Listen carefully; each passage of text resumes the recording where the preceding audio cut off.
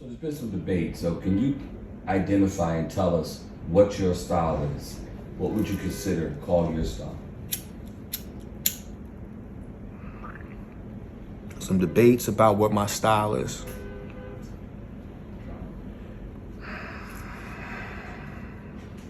What is my style?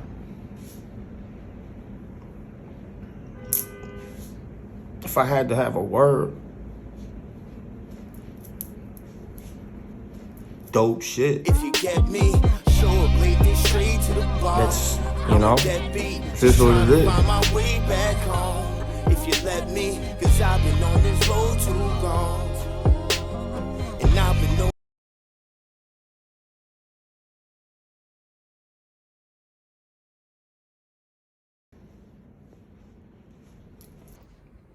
This is the smoking section. I'm dubbing it now. All right. Smoking section. Ready? We're recording too.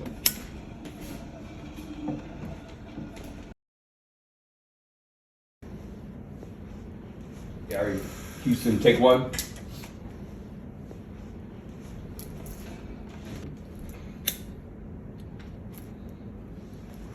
Sir, thank you for doing this interview with us. Yeah, all that. No, it's not all that. It's like, so, what is the title of your project? The title of my project is called Pride and Prejudice. And what's the meaning of the title? What's the meaning of the title? The meaning of the title is a play on a Jane Austen novel. It reflects on my need and personal want to do music that I would consider something that I'm proud of, and my initial preemptive reaction to how it may be taken in terms of what people would take from my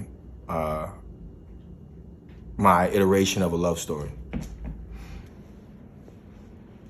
And can you tell us a little bit about the inspiration behind this project?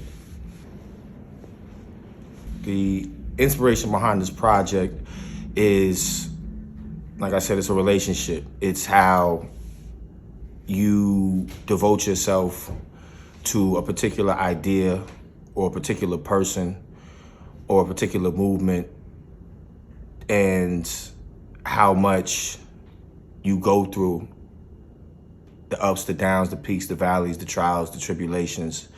And it's almost as if all those things you ever wanted to say to somebody that you didn't get a chance to.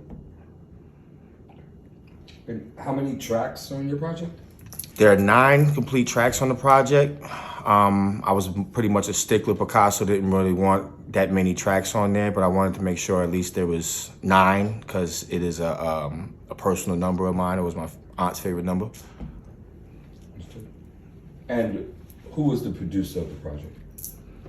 And can you tell me a little bit about how you guys came to work together, and what was your relationship in terms of working?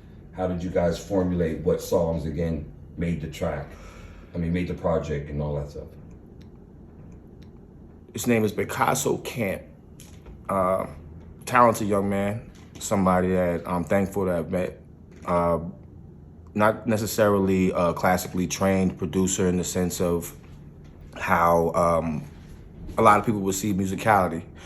I've watched him, I've studied with him, and for him, when we decided to get together via his uncle, Mark Forrest and Savoy Walker at Savvy Marketing, we were pretty keen on doing something extremely different. We wanted to make sure that we did something to capture somebody's ears, bring some musicality back into a game that is so sample heavy and computerized that there is almost no humanity in a sense. And we wanted to bring that 70s free funk soul with a bit of a 60s pop and old school time feel to it, a little bit of Frank Sinatra with a little bit of Rick James, a little bit of Gap Band, a little bit of just things that inspired us, things again that we are proud of, and we wanted to make sure that we actually exhibited that with this project. And you said there were 9 tracks. Can you go through them briefly and explain to us why you titled them what you did? the 9 tracks on the album. Each title, as you know, with each of my songs, my projects, everything there, I tend to have a deeper meaning because I believe that music is a form of expression, whether it be your own personal things, existential to how you internally are feeling, or how you want to, the mood you want to convey. So to start off, the first song on there was Godfather 4. If you don't know, one of my favorite people in iconography is Michael Corleone, Godfather. Said I feel like I won the lotto. The night is young, and Shorty says she really want a bottle. A Supremium Moscato. I'm like, I got what you need. She like, smoke 'em if you got 'em. We twist up that Colorado. I've often wondered what happened after Godfather 3 when Vincent, the Sonny, Michael's older brother, who was supposed to be the boss, he had passed away, and Vincent wound up being Michael's apprentice, mentee, and the one who Michael actually turned the family over to. And we never got a chance to see what happened afterwards. Vincent was considered a bit of a hothead, and most people, it was just interesting to me. So I wanted to give my iteration to that and say Godfather 4 as if, the nephew got the reins of the family and was able to take it to the levels that he saw fit. It's the opening of the album is so dope, super dope. I love Picasso for that. It was something that's real bass heavy, real funky. And we have a preacher in there doing a sermon. Something I always try to do in there, religious epitaphs. Stroke is Leonardo. Let's turn up like we in Cabo. But to move forward, we have Fashionably Late. When you were playing that record, what were you thinking? Fashionably Late is a song that I actually stumbled upon via Picasso and Skip Douglas, who's actually featured on the record. He brought Picasso an idea. He said he was having trouble trying to formulate a record out of that. And I had stepped out of the room. I came back. This beat was just funky. It was slapping like boom, dong, dong, dong, dong. And I was just like, yo, whoa, what's this? And they were, obviously in their own mode. And I just came up with I heard this melody like I've been on this road too long. Just tell me if I go too far. Would you let me or get me to take one more? Don't tempt me, cause I've been on the go too far. So it's like, it's a question to the person listening. And it's a question to your friends, your people, the people that are close to you, whether they know what your ailments are or who you are, what it may be. If they see you going out of control, do you stop me, or do you encourage me to go further, or even on top of that, do you encourage me not to care about it even more? That says a lot about the people who you're around. And just on the journey that we're on, sometimes I feel that we want things so bad we become desperate. And we try to attach ourselves to shit that, we don't need. And the effect of that is generally felt by those closest to us. Show up late, then straight to the bar. I'm a deadbeat, just trying to find my way back home. If you let me, cause I've been on this road too long. And I've been known to go too far. Get me. And the bravado and the braggadocious approach that I put in that song, it's almost like, you take on, a lot of us, we take on the ideology or the mentality that, life sucks, but I'm gonna make the most of it. Yeah. Pussy so good, I be singing off key, off beat. I can see why them niggas is saltine. We was showtime in the field that they call dreams. If you build it, they'll come with a reason to talk cheese, make a meme, and then they'll all turn to a Tom Green. The next song, which was All or None.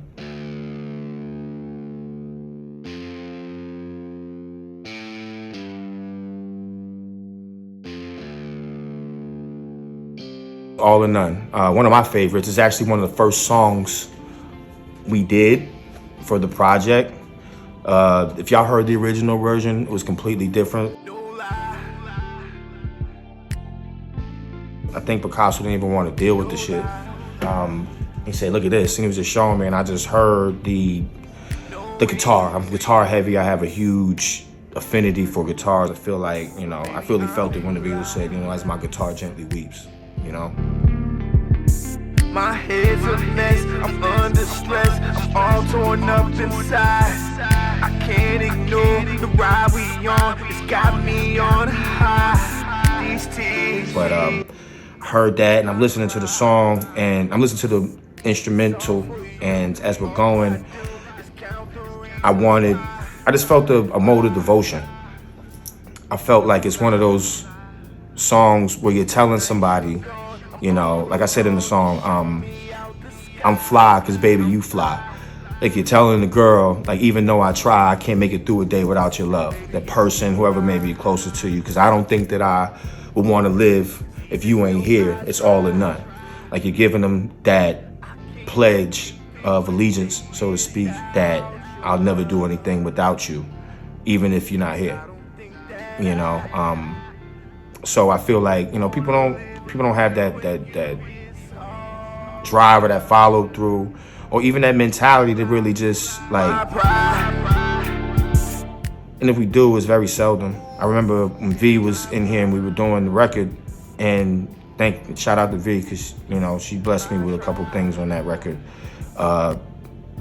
She said she was having, she said to me, I don't think I've ever felt that way about somebody or something. Now I'm stuck waiting for a letter from where you stationed, craving sweet words and a few traces of a perfume that you was laced and draped in. Clive Christian, fine living, wasted on that. But I can get it. Like you're close to people, you have the people you love, and you have the people that you admire and you're close to, and you're devoted to. But the thought of not wanting to be here if they're not here is such an extreme feeling and notion that I think would very few people can actually relate to. Wanna live in you and you is all enough. No lie.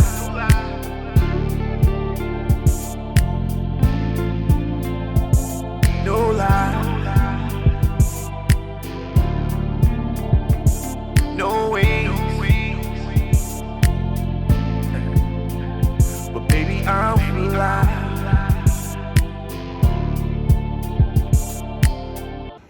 The next song, Perfume. Perfume, I think, is one of the songs that is just very indicative to the sound, the mood, the mode, how we were moving, what our thought process was.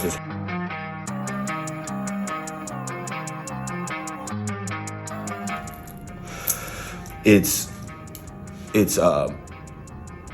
very hardcore and gritty, which is, I think, something that I try to convey in all of my music. I feel like there's a certain realism that I connect to. And I don't know if it's personally or but it's more so that I feel like the rawness of our artistry, sometimes we're meant to sound like the lions that we are. High heels on her feet, had these other bitches singing the blues.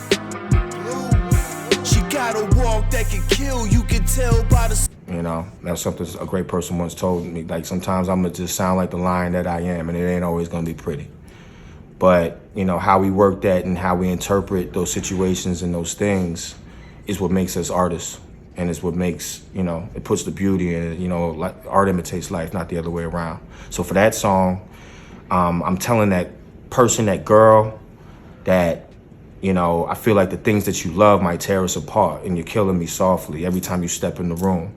And I don't care what it costs me. Big part of my inspirations for all of this, just that rough, raw, artistic feel and interpretation of, the body, the woman, beauty, all that.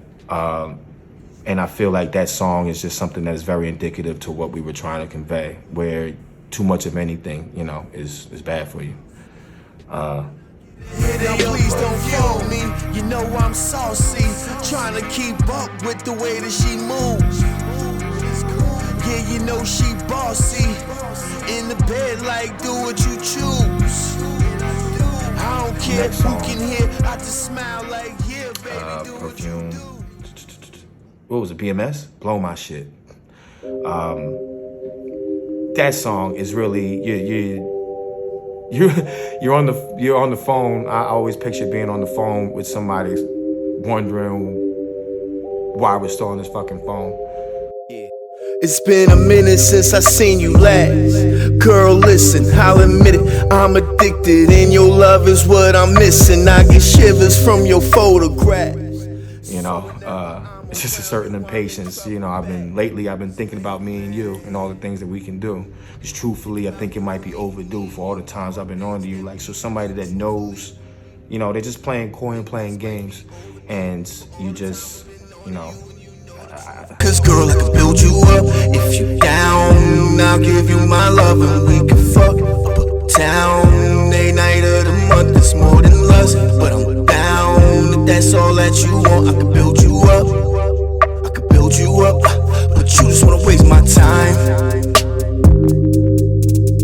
Yeah, and every time I believe I can leave, when I try, you proceed to remind me the reasons why. You just wanna waste my time. not to mention, BMS stands for Blow My Shit. The very thought of we going through all these things just for you to keep playing games with me is like,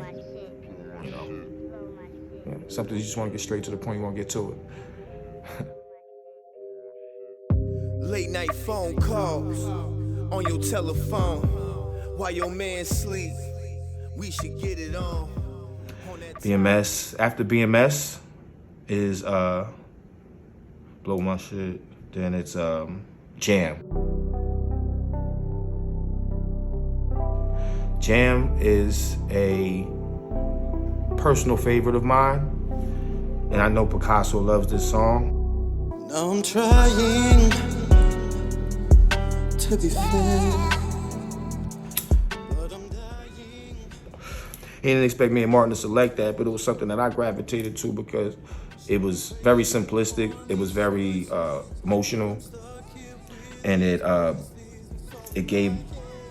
just gave off a somber mood that you only feel when your thoughts reflecting. So in the song, the chorus, shout out to Martin Yates, who, I watched that kid grow up. I met him when he was 14, England, in Birmingham, England, when I was traveling and performing over there on one of my trips. And he's somebody who he's learned and worked and become an artist in his own right. And he and I were just talking about how when you're dealing with somebody, you're trying to be fair. Like the lyrics is, I'm trying to be fair, but I'm dying to make you care. You should have prayed on all these choices, but I'm stuck here with these voices inside of my head. And the title Jam, it says, I'm just trying to be weak, you won't even be fair. Now there's no more us, but you don't even care. Now my heart's all in your hands, and this gun I prayed on jam, pointed right in my head. It's that situation again where it's all or none. It's live or die. It's love or lose. And you're willing to take the full leap and, risk it all. And you just pray that, they're on that same page with you. And a lot of times, we're in that, it's a lot to be vulnerable. It's a lot to be, forthcoming with what you think or even how you feel about anything, let alone to somebody that you care about, because we all want to be accepted. Rejection is scary as shit. But yeah, that's super dope, super dope. One of my favorite vocal performances on there. It was very short. We only did one verse, and we did A lot of instrumentation, there's overtures, there's pianos, there's gunshots, there's guitars, and it's just a lot. It was a very musical song that I'm proud of, that I know Picasso is proud of. He says it all the time. It's one of his favorites.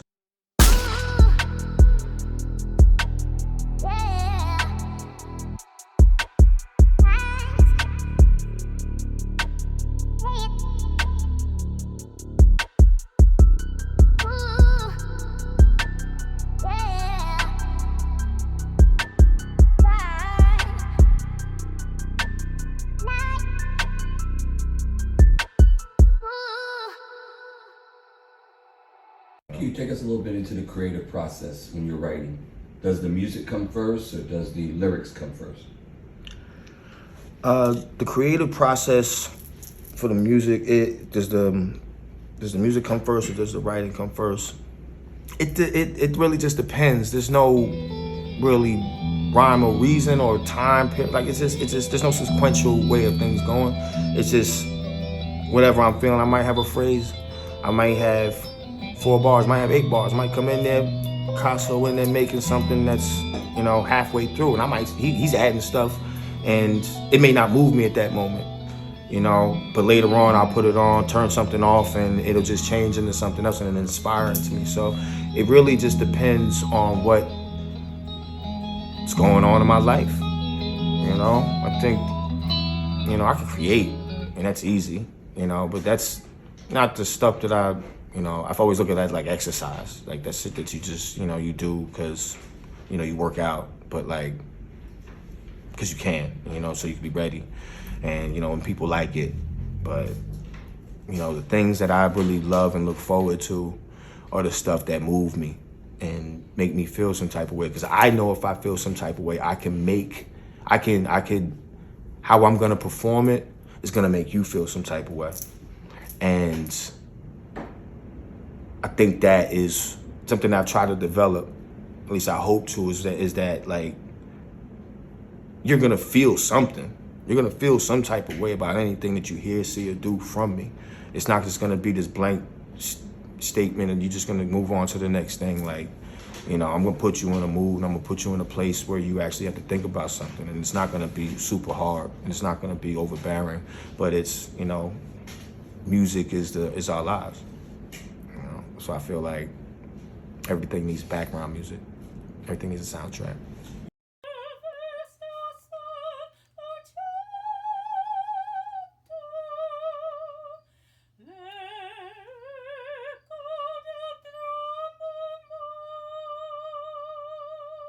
I'm not big on anything but vibes. Anything but what makes me feel good and what puts people in a situation where they can create their best and they can feel good. I don't want to make it work. We got enough work to do on the back end with, the promotion and the creative and all that other shit. Like when we create, it should be peaceful. It puts me in a place where, I don't really care much about what anybody thinks, like at all. And sometimes, I guess that could put you in a realm where, you teeter the line of being abrasive or overbearing or, obsessive, cavalier. But, all you could ask for is understanding. And they keep it in a space where, I can streamline it and I can aim it and I can narrow it and make it sharp as a laser. So, when we do move, it's not just something that's just, we're not just a bolt of lightning, we're a whole thunderstorm. You feel me? What do you hope people get from your project? What is the feeling or the thought or that you're hoping that people get from your project? What is the thought or the feeling that I hope people get from my project? Think it's better to love and lose than never to have loved at all.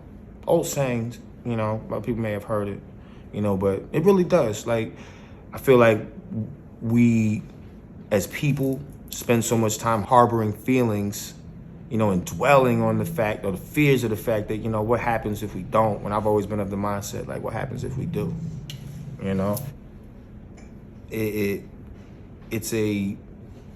It's It's a very simple question. What happens if we do? And if we do, and if we don't, I'd rather roll the dice and say that I tried, you know? And you can apply that same ideology to not only your work, but your relationships. You know, you got to be fearless. Like, that shit go. And from what I've seen, you know, I've been blessed and lucky enough to have traveled and experience people, places, and things that, you know, people can't even fathom. And I say that knowingly, that I'm blessed and lucky enough to have done it, you know. And I wear that not necessarily as to flaunt and flex. I wear it with, like, as a badge of honor, like, because I feel like, you know, the few that do get to see some of these things and experience some of these things understand that life is too short to be small time. So, you know, more or less go big or go home. And what's after that? Dun, dun, dun. If you don't mind, right?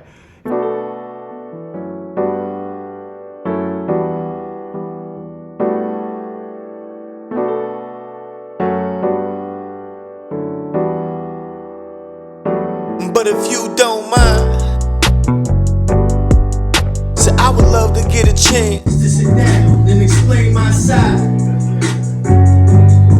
And I can tell you all the ways I'd have changed to maybe change your mind. I said tomorrow is a promise, so for now, let's just live our lives. And now we find. If You Don't Mind is a song about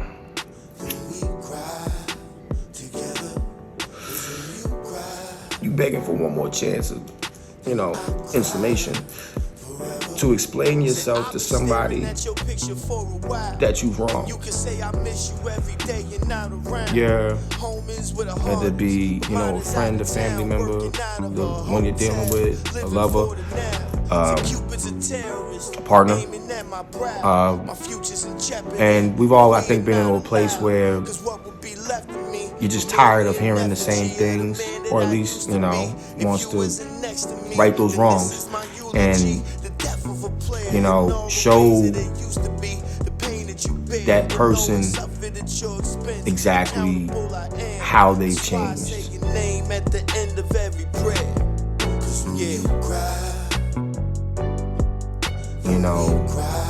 You know, it says, if you don't mind, I just would love to get a chance to sit down and explain my side. And I could tell you all the ways I done changed and maybe change your mind. You know, they say tomorrow isn't promised, so for now, let's just live our lives and that'll be fine.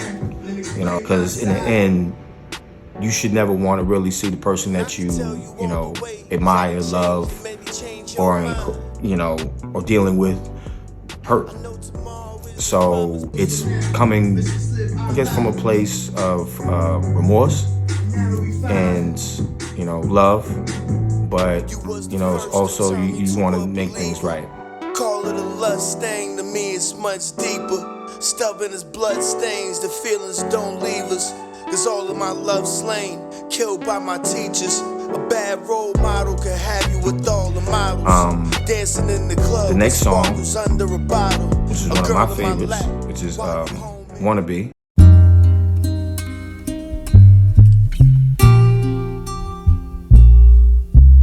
It's a personal song. It's not just because of the subject matter and the things that I'm touching on, but has a lot to do with just how we chose to construct that song. I don't know if anybody knows, but I'm a big Frank Sinatra fan. I'm, you know, the Rat Pack, Sammy Davis Jr., all that stuff, even just at that time period, but just how they did music and what was considered pop. I thought that I always wanted to do something that, you know, wasn't necessarily reliant on instrument, on basses and all this other stuff, like something that you can perform anywhere, something that's relatable, something that allows people to follow the full story in the spectrum of what you're feeling. And the song is like, it's centered around the fact that, we all want to be things, and no matter what goes on and what you're doing and everything like that, you should live with no regrets, because, what are we if we're not who we want to be, and live the life that we want to lead, and I asked the question, like, what you want to be. Wishing I didn't leave her.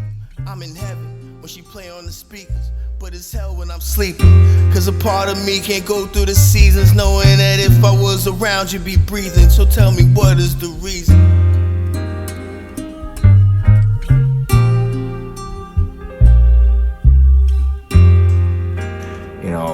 I delve into personal things of my own, but I felt like it was a relatable topic that everybody could get to, and everybody could actually, embrace and understand. Maybe not just even me, just themselves or somebody around them, and see somebody who's, completely focused, or what they may see as obsessed, or devoted, or just spend a lot of their time on it. Not even it's why they do things. I think it's important that we live our lives in a way that allows us to be happy, and that comes at a cost a lot of times, some of which most people aren't willing to pay,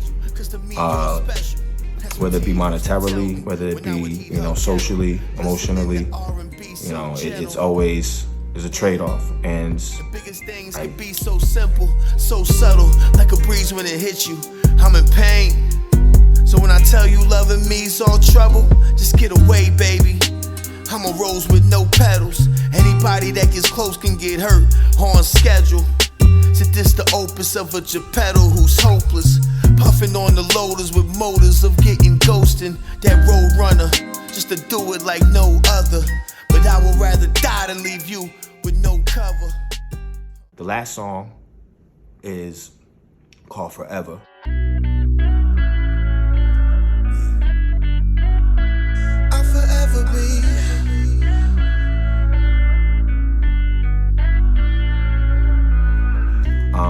It was a song that I was keen on doing because I had never done a song about us. My music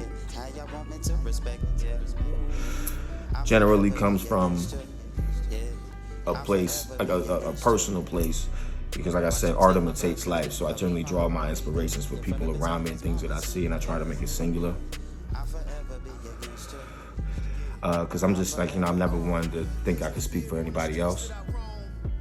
So when I did this song, I wanted to do a song that was about the situation and things that I was seeing in my community, and how I could iterate it the best I could without being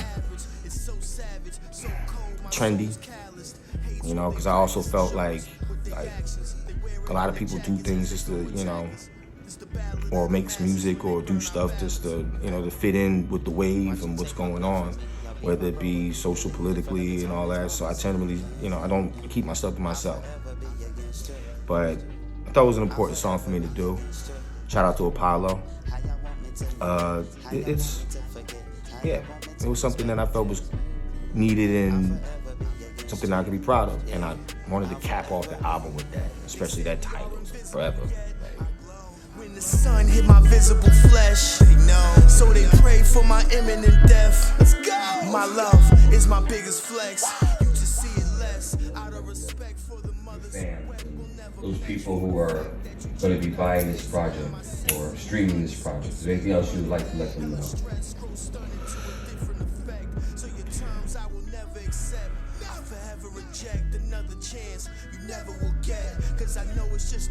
Enjoy. Let them live in regret. XO sign seally oppressed. Watch you take my blood from me. Y'all beat my bro illegally. In front of his home, his mama sings. I'll forever be against you. I'll forever be against you. How y'all want me to neglect? How y'all want me to forget? How y'all want me to respect?